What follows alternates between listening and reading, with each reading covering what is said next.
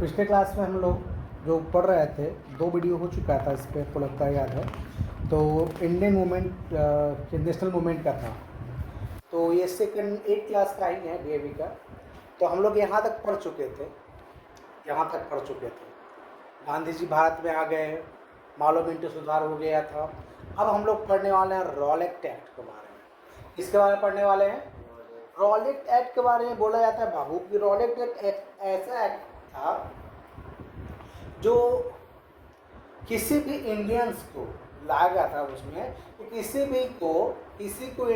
भी इंडियन को उठा के हम जेल में डाल सकते हैं बिना कुछ उसका मतलब ही किए हुए। ना उसको अगर डालेंगे जेल में तो ना कोई अपील होगा, ना कोई उसको बात सुना जाएगा और ना कोई फैसला कोर्ट होगा। तो इसका नाम दिया गया है नो अपील, नो वकील और नो दलील, इसका दिया गया था। ठीक है ना। रॉलेट एक्ट इज ब्लैक कानून, काला कानून के नाम से जाना जाता है, ब्लैक लॉ। ठीक है, इसलिए इसको क्या कहते हैं बाबू? ब्लैक दिया गया है, समझे ना। कोई भी ट्रायल नहीं होगा इसका। शायद हम लोग का पढ़ाया है पिछले क्लास में, ठीक है, हमको याद नहीं है, लेकिन चलो इस वीडियो में पढ़ लेते हैं। इसका कोई मतलब किसी को भी मतलब तुमको शक होगा नहीं, हो गया ना। ब्रिटिश को अगर पर्सनली भी दुश्मनी है तुमसे तो उसको क्या किया, तुम्हारा फल खा लिया था, तुम तुम्हारा फल ब्रिटिश खा लिया था और तुम बोल दिया पैसा दीजिए हुजूर, और उसको बुरा लग गया चारों के सामने, और तुम कहेगा अच्छा रुको तो तुमको क्या कर दिया, उठा के डाल दिया। कहा इसको शक था कि आतंकवादी है ये, शक पर खाली, और जब तक उसका मन रहा तब तक जेल में तुम रहोगे, समझ लो। तो बहुत ब्रिटिश लोगों ने पर्सनली दुश्मन बिन्नी भी इस कानून से बहुत निकाले थे। इसी से एक आए थे कौन, योद्धा मतलब वो क्या नाम था उसका, भगत सिंह, फ्रीडम फाइटर था, इसलिए योद्धा शब्द का यूज़ किए। तो उन्हें यही से निकले थे वो, इनके विरुद्ध में था वो, क्योंकि ये कोई ब्लैक लॉ के नाम से जाना जाता है, काला कानून। समझा गया दिक्कत? कहीं से भी किसको भी अरेस्ट करके डाल देगा जेल में, और जब तक मन करेगा तब तक उसको रखेगा। ऐसा कोई कोर्टो नहीं है। बोल गया है कि रॉलेट एक्ट के द्वारा हम इसको अरेस्ट किए हैं, तो इसका कोई कोर्ट भी नहीं है। पुलिस का हो गया, जब मन करेगा, जब तुमको मारेगा, धुन देगा पूरा, जब रख लिएगा आप शायद इसको प्राण हुकुर कर रहा है कि फूक भी देगा तो मर जाएगा, तो शायद तुम निकाल के चल जाओ। ठीक है ना, समझ आ गया। इसके विरुद्ध में देखो जलियांवाला बाग हत्याकांड, क्योंकि हिस्ट्री के बाबू सीरीज चलता है, जैसे मिर्ज़ापुर का सीरीज था, सीरीज 2 और कोई देखेगा तो समझ में आएगा कि गुड्डू भैया कौन थे, दीपक पंडित कौन था, नहीं पता चलेगा। ये कालीन भैया कौन थे, नहीं पता चलेगा। और मुन्ना भैया काहे में उखड़ रहते हैं, जो पता नहीं चलेगा। तो इसके लिए पहला सीरीज देखना पड़ेगा, ठीक है ना। तो इसी तरह हिस्ट्री है, सीक्वेंस बाय सीक्वेंस चलता है। एक घटना का रिएक्शन अगला में है, उसका एक्शन अगला में है, उसका रिएक्शन अगला में है, तो ऐसा चलता है। तो इसका रॉलेट एक्ट के बाद जलियांवाला बाग हत्याकांड आया, नासिब करते हैं इसको हत्याकांड। इससे बाबू हुआ कि दो मतलब इस पर विचार करने के लिए 2 फ्रीडम फाइटर थे, कौन था, नाम है सत्यपाल और सैफुद्दीन किचलू। देखो जलियांवाला बाग हत्याकांड इसलिए कहते हैं कि जलिया नाम का एक आदमी था, उसका बगीचा था, उस बगीचे में क्या हो रहा था, सभा हो रहा था, और वहाँ पे क्या हो गया, मैसिव हो गया, हत्याकांड हो गया। उसको कहते हैं जलियांवाला हत्याकांड, जलियांवाला बाग मैसिव कहते हैं, समझे दिक्कत। तो आखिर वो एक जगह पे इकट्ठा किए हुए थे, तो 2 इसके ये थे फ्रीडम फाइटर के, जो कौन था, सत्यपाल और सैफुद्दीन किचलू। इनका 2 छुड़ाने के लिए सभा चल रहा था। ये जो हमारे कांग्रेस के अच्छे पद पर थे वो दोनों, तो उनको छुड़ाने के लिए बात चल रहा था। तो वही भाग में मीटिंग चल रहा था, तो किसी को कोई गद्दार था जो जनरल डायर को क्या कर दिया, इन्फॉर्म कर दिया। वो लगता है कि पढ़ाए हैं, फिर भी उनको लगता है इसको, ठीक है ना, क्योंकि पढ़ा रहे हैं तो कोई याद आ रहा है। ओह ऐसा बात है। तो कोई गद्दार उस समय भी था, गद्दार अभी भी है। तो उस समय का गद्दार है जो जनरल डायर को जाके कह दिया कि जानते हैं जनरल साहब वहाँ मीटिंग चल रहा है। हाँ, तो वो था क्या कि जनरल डायर आया, एकदम गेट पर लाइन से पुलिस खड़ा कर दिया, बोला कि पोजीशन ले लो, मार के धू धू कर दिया एकदम, ठीक है ना। बहुत हत्याकांड हो गया था। तो वो सर बताए भी थे कि सरकार कहते हैं कि मात्र 400 लोग, यहाँ पर शायद नहीं दिया गया है, हम यहाँ पर दिया गया है, हाँ ये 500 of the innocent unmarried man women और चिल्ड्रेन। क्या कर दिया उसमें, गोली चला दिया गया था जनरल डायर के द्वारा। सरकार के साथ इस डेटा नहीं दिया गया इसमें। तो सरकार कहती है क्या कि इस जो घटना में 400 लोग मारे गए, 1000 लोग घायल हो गए, ठीक है ना। तो बताए भी थे कि डेटा कैसे छुपाया जाता है, एग्जाम्पल लेके गंगा नदी वाला, हाँ बताना नहीं क्योंकि ऑन रिकॉर्ड है, ठीक है। तो ये है, क्या कहते हैं इसको, क्या कहते हैं इसको, हाँ 400 क्या कहा था मारा गया था, और 1000 क्या हुआ था, वो घायल हो गया था। ऐसा ब्रिटिश गवर्नमेंट ने क्या किया, वो डेटा जारी किया, ठीक है ना। क्या कर रहे हो तुम, समझे। तो सरकार का मीडिया तो सरकार के हाथ में होती है, जो चाहेगा वही करेगा। आज के समय में देख लो, ठीक है, मीडिया अपना काम कर नहीं रही है, सरकार अपना काम कर रहा है, समझा दिक्कत। इतना बड़ा बड़ा मुद्दा है, बेरोजगारी, भूखमरी, कोरोना का ये सब है, उसको सब छोड़ के सीमा हैदर के बारे में न्यूज दिखा रहा है। गधा आ गई, आने दो, जा गए जाने दो। हंगर इंडेक्स कितना बढ़ गया है, इकोनॉमी इतना गिर गया है, आपने कभी इस पर डिस्कस किया।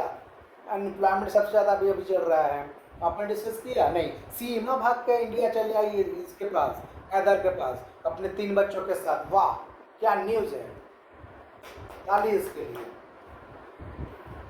तो उसकी मर्जी चलाई, तुम बोलो तो मेरी वजह नहीं दिखाएंगे, ठीक है बढ़िया बात है।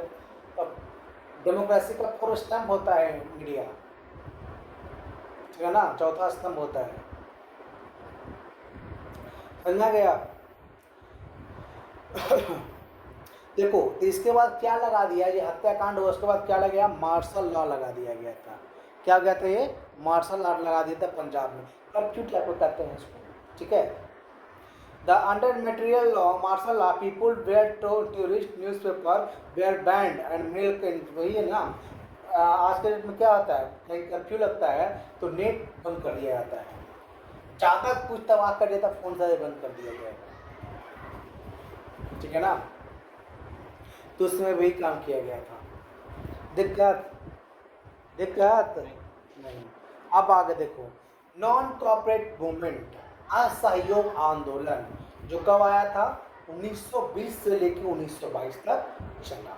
देखो इसको कौन लॉन्च किए थे, तो महात्मा गांधी। इन्हें क्या किया था, the British rule was established a servile in the India with the cooperate of Indians, if Indian refuse the cooperate British rule would be collapse. देखिए क्या क्या था, बिल्कुल सही बोला था। तो बताए थे कि हमसे क्या खरीदता है, सस्ता में कबाड़ी के भाव में खरीदता है रुई, कपास, हम ज़्यादा मैन्युफैक्चर करते हैं, मतलब मैं पर्टिकुलर नहीं, इंडियंस उस समय होते, ठीक है ना। तो हमसे कबाड़ी के भाव में खरीदता था कि साथ साथ कपड़े उसके में मिल जाए, उतना हो जाता था। और उसको कपास को अपने जगह इंग्लैंड लेके जाता था और वहाँ कपड़ा बना कर को सीधा ज़्यादा महंगा बेचता था, समझे। तो ये बोला कि हाँ देखो ये जो काम किया वो, यहाँ से ट्रांसपोर्टेशन का खर्चा हो गया, वहाँ मैन्युफैक्चरिंग का खर्चा हो गया, फिर वहाँ से लेके आया, फिर ट्रांसपोर्ट लग गया, लेबर लगा, लेबर कॉस्ट लगा, ट्रांसपोर्ट कॉस्ट लगा। तो यहाँ पर जाके मान लें कि 2 रुपये का सामान अब कितना का हो गया, 5 रुपये का हो गया, तुम 6 रुपये लो, तो नहीं हम 25 रुपये लेंगे। तो ये क्या बोला कि हम असहयोग कर देंगे, आपका कोई भी है सामान हम यूज नहीं करेंगे, जो भी कीजिएगा, आपका सरकारी स्कूल हो या सरकारी, बोला कि हम आपका जो भी है उसका यूज नहीं करेंगे, चाहे आपका सामान हो गया, गुड्स हो गया, आपका ऑफिस हो गया, कुछ भी हो, आपका कॉलेजेस हो गए, स्कूल्स हो गए, आपका यूज नहीं करेंगे, ठीक है। तो बोला तो इसको क्या कहेंगे, असहयोग आंदोलन कहेंगे। तो क्या बोला ना गांधी जी कि वो कोलैप्स कर जाएगा, ब्रिटिश का जो इकोनॉमी है वो क्या कर जाएगा, कोलैप्स कर जाएगा। ठीक है, क्योंकि तो पैसा लेके आ रहा है, मान लेते हैं मैं आज कपास लेके गया था, वो तो पैसा दे दिया और उस कपास को कपड़ा बना कर मेरे पास फ्रिज लाया, खरीदे नहीं किए, ट्रांसपोर्टेशन चार्ज लग गया। हाँ, लेकिन बेच हम यूज नहीं, खरीदे नहीं करेंगे। ठीक है ना, सुनो तो लो पहले क्या करने लगा फिर गांधी जी, इंडियंस लोग कि अपने घर में कपड़ा बनाने लगा, सूत बनाने लगा। ठीक है ना, सूत से कपड़ा बन गया, कपड़ा वही खादी कपड़ा, कॉटन कपड़ा यूज करके अपना लोग क्या करते थे, पहनते थे। समझे, दिक्कत वाई काई कोट देखो क्या क्या था, ये इसमें देखिए क्या नेक्स्ट पेज में है ना, ये देखो non-cooperate movement was directed against the insurrection by the British Punjab in the Turkey. It began with renouncing the title of the honors given by the British, जो सम्मान दिया गया था ब्रिटिश के द्वारा, क्या कर दिया, उसको लौटा दिया कि अब तुम्हारा सम्मान नहीं, सम्मान नहीं, सम्मान, इज्जत। इसे इनको केसरी हिंद का दिया गया था महात्मा गांधी को। ठीक है ना, कि शेरे पंजाब वो थे लाला लाजपत, ब्रिटिश नहीं दिया था, वो खुद काम किए थे। ठीक है, बाइकॉट तुम्हारा नियम कानून हम नहीं मानेंगे। दूसरा, boycotts of students and college by students and teacher, boycotts वहाँ के स्टूडेंट्स और वहाँ के टीचर, इंडियन टीचर जो थे वो स्कूल और कॉलेज क्या कर दिए, छोड़ दिए। Opening Jamia Millia and Aligarh and Kashi Vidyapith Banaras, BHU और AMU अलीगढ़ मुस्लिम यूनिवर्सिटी वो है, वो दोनों क्या कैसे समय खोला गया था, क्योंकि एजुकेशन रुकना नहीं चाहिए। Boycott of government office and courts, government का जो ऑफिस था ना उसको छोड़ दिया गया, सब कोर्ट छोड़ दिया गया था। तो फैसला कैसे होगा, तो फैसला जो हमारा मुखिया होते हैं अभी है ना, सरपंच होते हैं, पंच के अनुसार बोला कि हम कोर्ट नहीं जाएंगे, लेकिन विवाद तो होता है तो अपने घर का जो मसला है, जो हमारे मुखिया जी हैं, गाँव उसमें मुखिया नहीं होता था, हमारे जो गांव के वरिष्ठ लोग हैं, समझदार लोग हैं, बुद्धिजीवी लोग हैं, अनुभवी लोग हैं, उनका बात सुनेंगे हम लोग। ठीक है, बॉन्ड्री द फॉरेन गुड्स, अब क्या करो, जो ना है ना फॉरेन गुड्स जो भी है, खाने पीने पढ़ने से लोग ये सब क्या कर दिए, उसको छोड़ दो, कोई भी उपयोग नहीं करो। ठीक है ना, ये पूरा देश में चल रहा था, एक्चुअल में इकोनॉमी मार मारा था, एक्चुअल में क्या किया था, वो दिक्कत किया था। ठीक है ना, मान लेते तुम ही हो, तू सामान लेके आ रहे हो बेचने के लिए, तुम आप खरीदेंगे ही नहीं, तो वहाँ तक कॉस्ट लग गया ना। इंग्लैंड से तुम यहाँ आ रहे हो, बन के समुद्र में पानी भर के आ रहे हो, डीजल पेट्रोल जो भी था, ईंधन था उस समय। हाँ, तो ये क्रूज आता था बाबू, क्रूज, बड़ा बड़ा जहाज, समझे, समझा गया। After 1919, the struggle against the British rule of the massive movement which involved parents, tables, students, इस मूवमेंट में, नॉन कॉपरेटिव मूवमेंट में हर कोई हिस्सा ले लिया, चाहे वो आदिवासी हो, चाहे स्टूडेंट्स हो, वर्कर हो, ट्रेडर हो, बच्चा हो, महिला हो, बूढ़ा हो, जवान हो, आदमी हो, जानवर हो, सब भाग ले लिया। ठीक है, बहुत इफेक्ट कर दिया गया था ये मूवमेंट।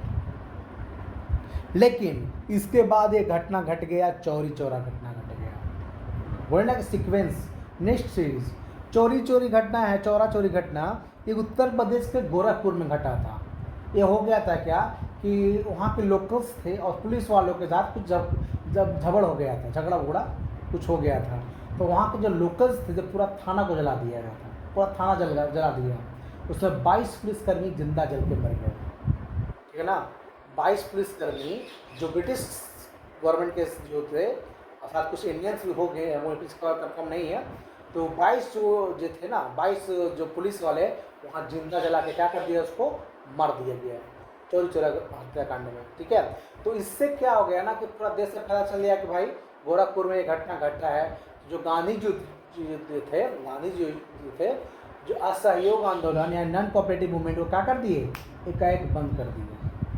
क्या कर दिए, एकाएक बंद कर दिए। इससे क्या हो गया ना कि क्यों बोले वो कि नॉन, इसका बोला क्या कि जो हमारा ये मूवमेंट है वो नॉन वायलेंस मूवमेंट था, लेकिन इसमें क्या हो गया, वायलेंस हो गया, अहिंसा हो गया। ये हिंसा वाला नहीं था, इसमें अहिंसा आ गया, मतलब ये गलत हुआ है, इसका रूल टूटा है, इसलिए क्या करेंगे, इसको बंद कर देंगे। लेकिन बहुत जो नेता थे वो क्या कर इससे नाराज थे। जैसे बताया गया था कि सुभाष चंद्र बोस हो गए हमारे, और ये हो गए पंडित जवाहरलाल नेहरू, ये दोनों बोला कि एक घटना से होने से, किसी एक देश के किसी एक जगह की घटना होने पर ये पूरा मूवमेंट को क्या कर दिया, पूरे देश से ही बंद कर दिया गया है। तो ऐसा नहीं होना चाहिए था। तो इसके बाद कौन होना चाहिए, दो एक और निकला कौन, मोतीलाल नेहरू, ठीक है ना, मोतीलाल नेहरू और चित्तरंजन दास ने क्या बना दिया, स्वराज पार्टी का गठन किया। क्या बना दिया, स्वराज पार्टी का गठन करके उसके बाद अपना वो ब्रिटिश गवर्नमेंट को क्या कर दिया, वो मतलब अपोज कर रहे थे। क्योंकि पहले कुछ भी वो लोग करता था तो एक ही मोटिव था, आज़ादी। क्या चाहिए, आज़ादी। किससे, ब्रिटिश से, ठीक है ना, समझ में आ गया। So the non-cooperative movement might withdraw permanently in suffering in bringing entire close ahead to given national character of the। ये पूरा देश में क्या हो गया, पूरा नॉन कोऑपरेटिव मूवमेंट क्या हो गया, अच्छा बंद हो गया, ठीक है ना। आप देखो present and worker movement, presents and worker movement, याद देखो क्या गया। Peasants and workers joined the freedom movement, opposed the British ruler and his high tax, ठीक है ना। हाई टैक्स के कारण जो था ना, ज़्यादा टैक्स ले रहे थे, कौन, ब्रिटिश गवर्नमेंट ज़्यादा टैक्स ले रहा था, किससे, वर्कर से, किसानों से ज़्यादा टैक्स ले रहा था। इसका क्या कर मतलब कि हम खेती करें सब तुमको दे दे, तो क्या कर चलेगा, नहीं, मतलब पूरा कमा के लाए हम, पूरा दिन भर मेहनत करें हम, पैसा रखोगे तुम, तो क्या कर दिए ये, उसको विरोध कर दिया कि भाई हम नहीं दे सकते, ठीक है ना। तो Sardar Vallabh Bhai Patel took the college of present of the बर्डोलियन ऑफ द गुजरात, बर्दवाल इन गुजरात में, तो उन्होंने क्या कर दिया, मूवमेंट शुरू कर दिया, ठीक है, समझ में आ गया दिक्कत। तो आई थिंक रहते हैं कि यहाँ तक रहने देते हैं, बाकी है असाइनमेंट का मिशन हम लोग नेक्स्ट क्लास से पढ़ेंगे, असाइनमेंट का मिशन के बाद, ठीक है। तो we will meet in next class, okay, thank you for watching, we will meet next class, thank you।